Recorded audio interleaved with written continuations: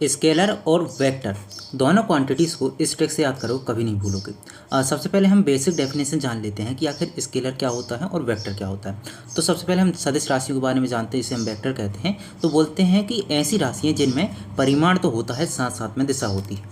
परिमाण क्या होता है? तो बोलना गिनती, जैसे हम 1 2 3 4 100 1000 जहाँ तक भी हम गिनती गिन सकते हैं, उसी को अगर किसी की वैल्यू हम फाइंड कर रहे हैं और वहाँ पे हमें गिनती आ रही है तो हम समझ सकते हैं कि हमें परिणाम आ रहा है।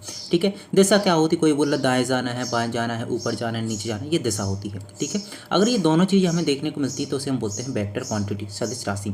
वहीं पे इसका अपोजिट क्या होता है हमारे पास? इसका अपोजिट होता है हमारे पास में अदिश राशि, जिसे हम स्केलर क्वांटिटी कहते हैं। अब इसमें क्या होता है? हमारे पास परिमाण तो होता है, मतलब हम बता सकते हैं कि 1 2 3 4 जो गिनती हम पढ़ते हैं ना, वो तो हम बता सकते हैं, लेकिन यहाँ पे दिशा डिफाइन नहीं होती है कि हम दाएं जा रहे हैं, बाएं जा रहे हैं, ऊपर जा रहे हैं, नीचे जा रहे हैं। ठीक है। तो दोनों में बेसिक अंतर यही है।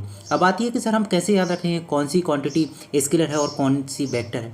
ठीक है। तो इसे याद रखने के लिए आपको कुछ नहीं करना है, आपको 2 वर्ड याद रखना है। आप देखो कि आप जो वर्ड पढ़ रहे हो, जैसे हम देखते हैं, हम चाल है, हमारे पास दूरी है, बेग है, विस्थापन है, इन सभी में आपको देखना है कि आपके पास हुआ और वाह, अगर ये कहीं पे आपको किसी शब्द में देखने को मिल रहा है तो समझ जाना कि वहाँ पे जो हमारे पास क्वांटिटी है वो कैसी है, बोलना वो हमारी क्वांटिटी वेक्टर है, सदिश राशि है। जैसे हम अगर एग्जांपल की यहाँ पे बात करते हैं तो आप देखते हो वेग।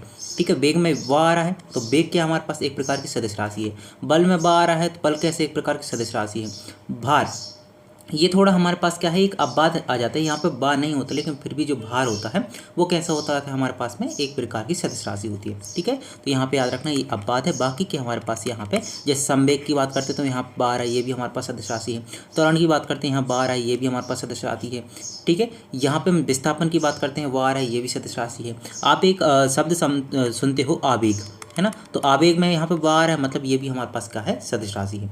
अब बात करते हैं इसके अपोजिट। आप देखोगे कोई शब्द ऐसा देखने को मिल रहा है जहाँ पे वाह और वाह हमें देखने को नहीं मिल रहा है, ठीक है, शब्द में, तो वो कैसी होगी, अदिश राशि होगी। जैसे हम चाल की बात करते हैं, वाह देखने को नहीं मिल रहा है, मतलब ये अदिश राशि है।